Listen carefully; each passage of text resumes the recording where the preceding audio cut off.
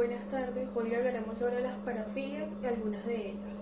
Con el fin de tener una mejor comprensión sobre el tema, es importante entender las características principales del grupo de trastornos de los cuales pertenecen las parafilias.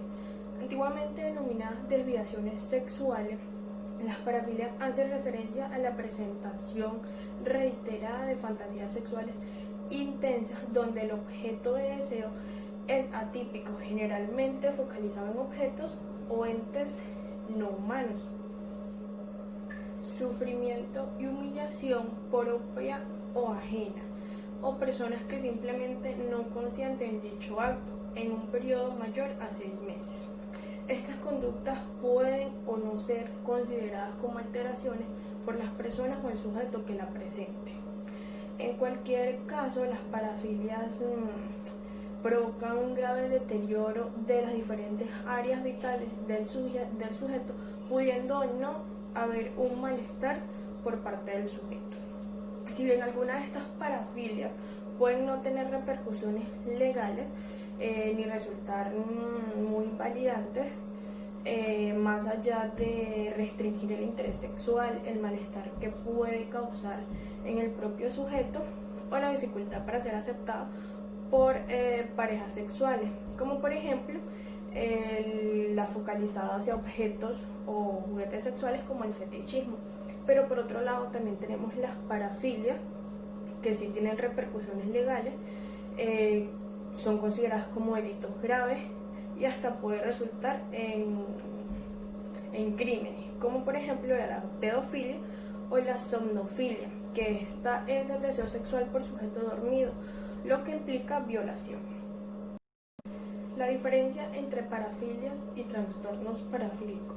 Las parafilias consisten en la presencia de frecuentes e intensas conductas o fantasías sexuales de tipo excitatorios que implican objetos inanimados, niños o humanos que no consienten dicha actividad o el sufrimiento o humillación de uno mismo o de la pareja.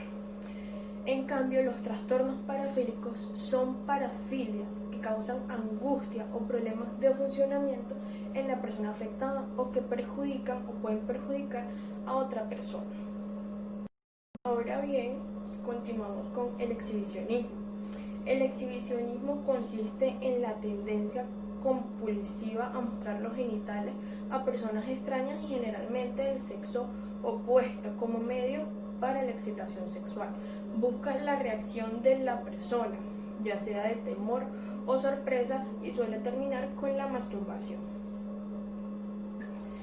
Los criterios diagnósticos.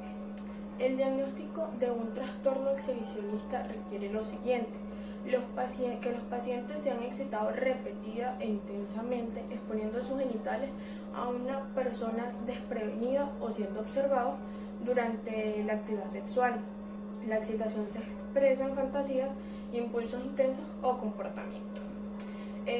También que los pacientes han actuado según sus deseos con una persona que no acepta el consentimiento o esta fantasía. Impulsos intensos o comportamientos causan una angustia significativa y deterioran el funcionamiento en el trabajo o en situaciones sociales o en otras áreas importantes del sujeto afectado o del sujeto que presenta dicho trastorno. Que la afectación haya estado presente durante un periodo igual o mayor a 6 meses y que la excitación y el placer logrado por el exhibicionista son obtenidos a través de la observación de las reacciones de las personas, ya sea de susto, sorpresa o curiosidad. Eso en realidad es lo que excita al sujeto. Es posible que este sujeto se masturbe durante la exposición o exhibición, o bien después, al reimaginar la reacción de la persona. Y es importante destacar que acá para el exhibicionista la persona no es el motivo de excitación, sino el hecho de sorprenderla, de ver su reacción. El perfil psicológico del exhibicionista. El sujeto exhibicionista típico es un varón heterosexual, muchas veces con dificultades a la hora de establecer contacto con el sexo objeto de su deseo, pero sin embargo también pueden ser personas que tienen pareja o están casados y tienen una relación estable o dentro de lo normal. En general, el sujeto exhibicionista presenta un elevado nivel de retraimiento e introversión, con una elevada falta de confianza en sí mismo que le empuja a llevar a cabo su actuación, probablemente como mecanismo de defensa. Este tipo de sujetos pues no suelen ser una amenaza real, no habiendo en su mayoría agresividad ni intención de hacer daño en su actuación. Entre la teología y sus causas del exhibicionismo tenemos que las causas de este tipo de comportamientos parafílicos es objeto de un amplio debate en la literatura psicológica.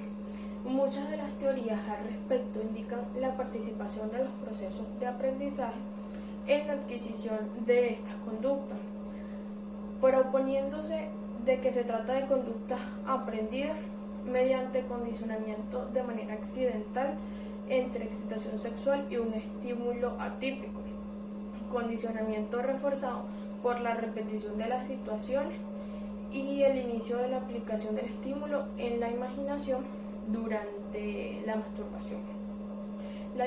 También la imitación de modelos en la infancia se ha explorado como posible causa, debido a la presencia de patrones de violencia y comportamientos sexuales anómalos, en algunos casos de individuos con poca socialización, violencia intrafamiliar y educación excesivamente represiva de la sexualidad.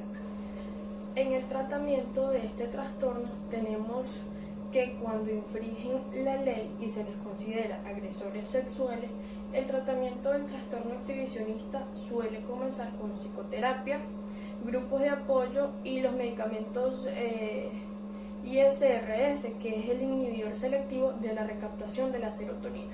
Si estos medicamentos son ineficaces y el trastorno es grave, se debe considerar la indicación de medicamentos que reducen los niveles de testosterona y por ende disminuye la libido. Estos medicamentos se conocen como antiandrógenos, aunque los fármacos más frecuentemente utilizados en realidad no bloquean los efectos de la testosterona. Estos medicamentos incluyen agonistas de la hormona liberadora de gonadotropina, como el leuprolide, y acetato de medroxiprogesterone de depósito. Mi nombre es Ismaris Caldera y le voy a hablar sobre el sadismo sexual. Este pertenece al grupo de las parafilias y su característica principal implica actos reales. Consiste en infligir sufrimiento físico o psicológico como la humillación o la tortura en otra persona para estimular la excitación sexual o el orgasmo. Este trastorno provoca un malestar o un deterioro funcional significativo y se lleva a cabo con o sin el consentimiento de la otra persona.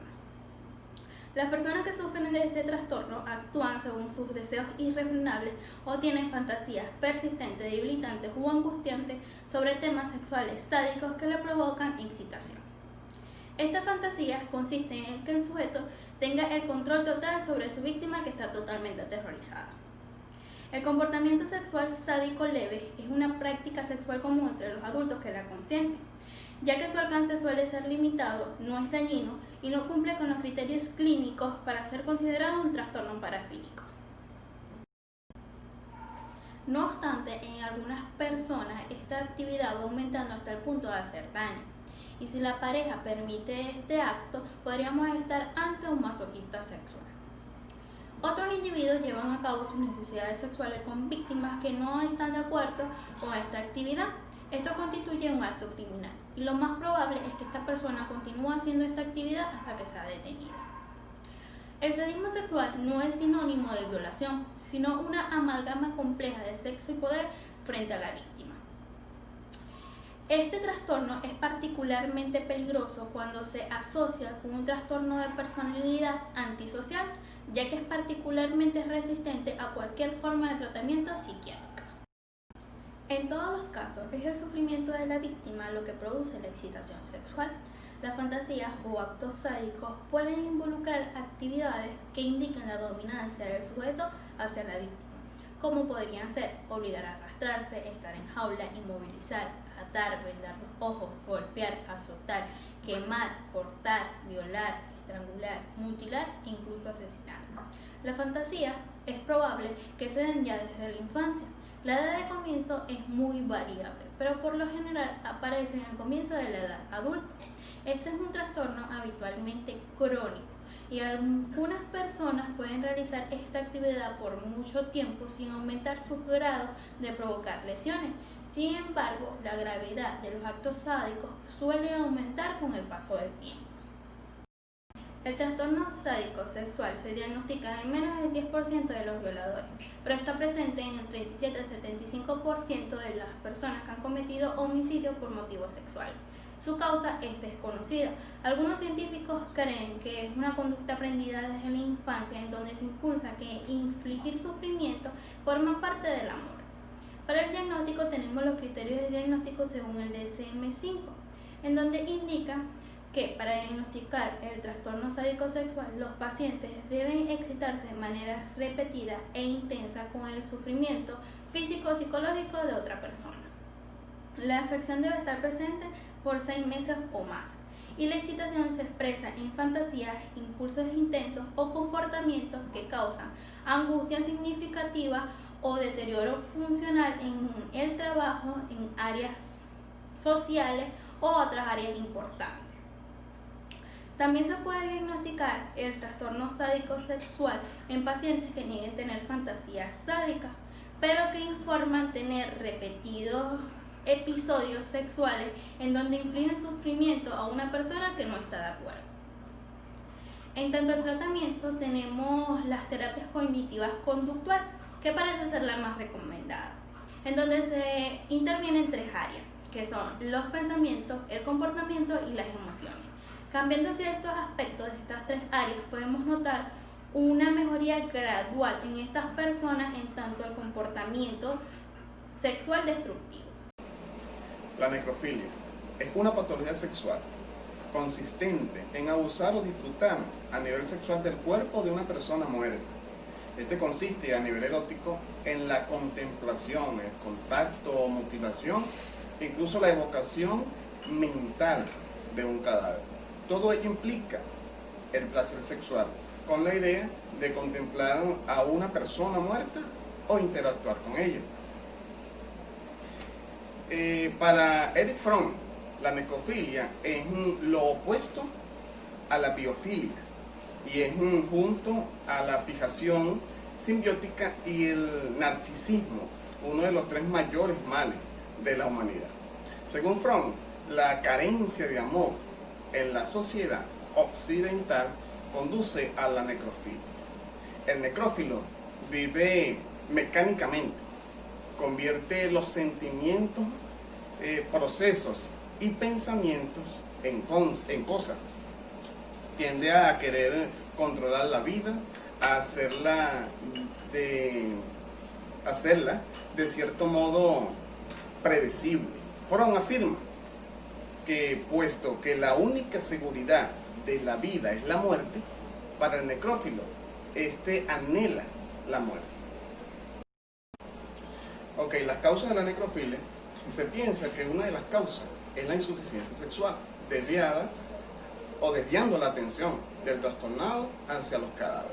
Algunos necrófilos padecen de impotencia sexual con las mujeres vivas, pudiendo ser por la ansiedad u otro trastorno psicológico.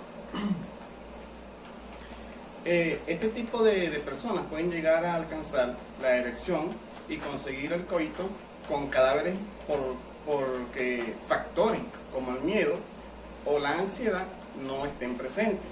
Esta clase de necrófilos se pueden masturbar y eyacular con presencia de cadáveres, pero no en presencia de mujeres vivas.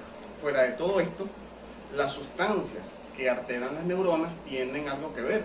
Muchos necrófilos también han sido alcohólicos, en otros casos actúan bajo la influencia de las drogas. Este tipo de necrofilia aparentemente no hace ningún daño, ya que la víctima no padece ningún dolor. Pero la necrofilia de clase 9 es la última variación del trastorno e implica matar a la persona. Lo mejor es tratarla mediante una terapia cognitiva conductual. Además de ello, está la psicoterapia individual o grupal, que suele conformar un tratamiento de mayor tamaño, que incluye otras actividades como entrenar habilidades sociales y consumir algunos medicamentos y hormonas. Suelen utilizarse drogas antihidrógenas como la medroprogesterona acetate o ciproterone acetate. También suele aplicarse a largo plazo, ya que existe la posibilidad de que algunos comportamientos o actitudes en el terreno sexual vuelvan a suceder al poco tiempo, cuando la testosterona vuelva a su nivel normal. La gerontofilia. Usualmente lo normal es que para las personas sus parejas no tengan superiores a un límite de un máximo de 10 años. En el caso de la gerontofilia, se ven casos donde las personas sienten atracción por personas mayores o directamente de la tercera edad.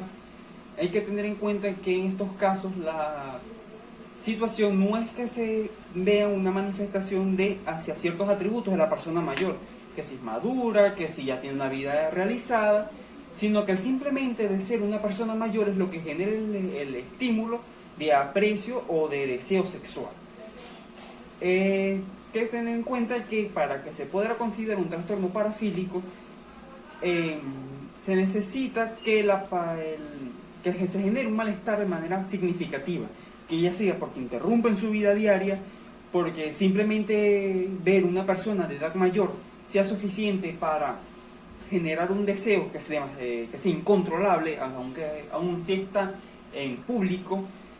Además de eso, que no se pueda relacionar directamente con personas de edades más cercanas, sino que tenga que ser exclusivamente con personas mayores, y esto genera malestares a nivel social y personal.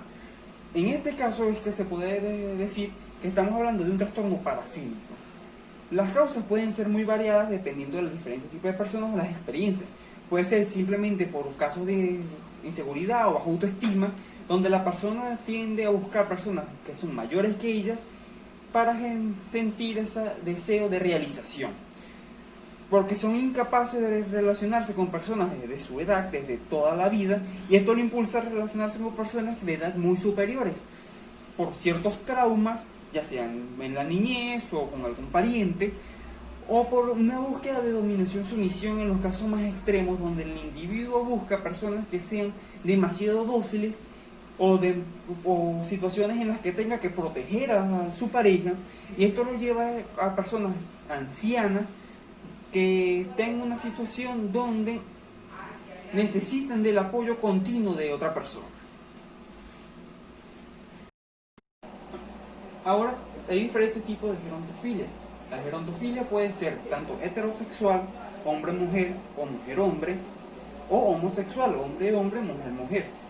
Otro tipo de forma que se puede encontrar la gerontofilia es la alfomigamia, en la cual el receptáculo del deseo sexual es una persona de edad mayor. En otras palabras, la persona que genera el deseo sexual en el individuo con esta parafilia es un hombre de tercera edad. En caso contrario, también encontramos la matronolagnia, que es cuando el receptáculo del deseo sexual es una mujer de tercera edad. Dicho de otra manera, la mujer es la que impulsa el deseo sexual en el individuo. Estos tipos se pueden encontrar de manera conjunta al mismo tiempo. Puede ser una alfomigamia tanto heterosexual como homosexual, o una matronolagnia tanto heterosexual como homosexual. El triolismo. Triolismo o troilismo, también conocido, es una parafilia que se puede decir o se puede encontrar en algunos sitios. Es una parafilia que genera muchos ingresos de manera anual. Es un tipo de parafilia que es utilizado mucho en lo que es la industria de la pornografía. ¿En qué se basa esta parafilia? Es el impulso de tener varios compañeros sexuales al mismo tiempo, en presencia de dos o más personas, o de observar a su pareja teniendo actividades sexuales con uno o inclusive más individuos. También se puede mencionar la necesidad de ver a su pareja teniendo sexo en lugares públicos. Es por eso que se dice que el triolismo puede tener relaciones también con lo que sería el candolismo, que es ver a su pareja sexual exhibiéndose de manera pública, con el exhibicionismo, el voyeurismo o el frotismo. En estos casos la persona tiende a tener comportamientos muy dominantes y sobre todo tiende a tener actividades sexuales que podrían desencadenar ciertos problemas en la relación, como por ejemplo, como ya mencioné, a pedirle a su pareja o obligar a su pareja a hacer ciertas actividades de manera pública. El fetichismo. La característica esencial del fetichismo consiste en el uso de objetos inanimados. Entre los fetiches más frecuentes se encuentra la ropa interior femenina, los sostenes, las medias, las botas, los zapatos o incluso otras prendas de vestir. El individuo con fetichismo se masturba frecuentemente cuando sostiene, acaricia o huele el objeto fetiche, o bien puede pedirle a su pareja sexual que se lo ponga durante las relaciones. Por lo general, el fetiche es necesariamente preferido para poder obtener excitación sexual. La ausencia de este puede llegar a causar trastornos de la erección en el varón. Tenemos que tener en cuenta que para el diagnóstico de este trastorno, los fetiches no deben limitarse a prendas de vestir femeninas, como los utilizados para transvestirse en el fetichismo transvestista. Tenemos que tener en cuenta que ambos fetiches son completamente distintos.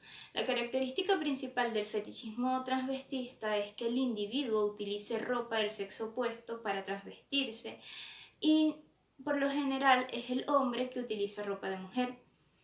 No debemos confundirlo con el transexualismo o el deseo de pertenecer al sexo opuesto. Volviendo al tema principal, este trastorno no se debe diagnosticar cuando el fetiche se limita al uso de objetos que son estimulantes desde el punto de vista genital, ya que estos han sido creados con este propósito. El fetichismo por lo general se inicia durante la adolescencia, pero hay casos en los que puede el fetiche tener una significación importante durante la infancia, que puede repercutir en los años que siguen. El fetichismo, este trastorno, una vez establecido, se vuelve crónico. Criterios para el diagnóstico del fetichismo. Criterio A. Durante un periodo de al menos 6 meses, fantasías sexuales recurrentes y altamente excitantes. Los impulsos sexuales o los comportamientos suelen estar ligados al uso de objetos no animados. Criterio B. Las fantasías, los impulsos sexuales o los comportamientos provocan malestar clínicamente significativo o deterioro social, laboral o de actividades o de las áreas importantes de actividades del individuo. Criterio C. El uso de artículos fetiches no debe estar limitado a ropa de vestir femeninas utilizadas para transvestirse o objetos estimulantes desde el punto de vista genital. Entre los principales tratamientos para el fetichismo se encuentra la psicoterapia orientada a la introspección. La introspección se refiere a la capacidad de analizar, comprender y observar, conectar con nuestro mundo interno, privado, individual y personal. Nos permite profundizar, reflexionar, cuestionar pensamientos, emociones y conductas, asimismo como motivaciones, intereses y valores. En segundo lugar tenemos el condicionamiento adversivo. Es un proceso de condicionamiento operante que consiste en el castigo del individuo para reducir la frecuencia de respuestas desadaptadas. En tercer lugar tenemos la implosión, que quiere decir que el individuo se va a masturbar con el objeto fetiche hasta llegar a su límite excitatorio con este. La zoofilia. Una de las parafilias más conocidas es la zoofilia o el bestialismo. Este trastorno de la inclinación sexual supone la existencia de una atracción sexual consistente a lo largo del tiempo hacia otros animales no humanos. También llamada bestialismo cuando el sujeto consuma sus fantasías, este trastorno suele dejar graves efectos en quienes lo sufren. Concretamente suelen ser personas que se arrepienten de los actos que cometen, dejando en ellos sensaciones de ansiedad y malestar, cosa que podría provocar la reincidencia del acto debido a que usan esto como método para aliviar dicha ansiedad, además que presentan un deterioro continuado a nivel social e incluso laboral. El nivel de atracción y el ser objeto del deseo suele ser muy variable.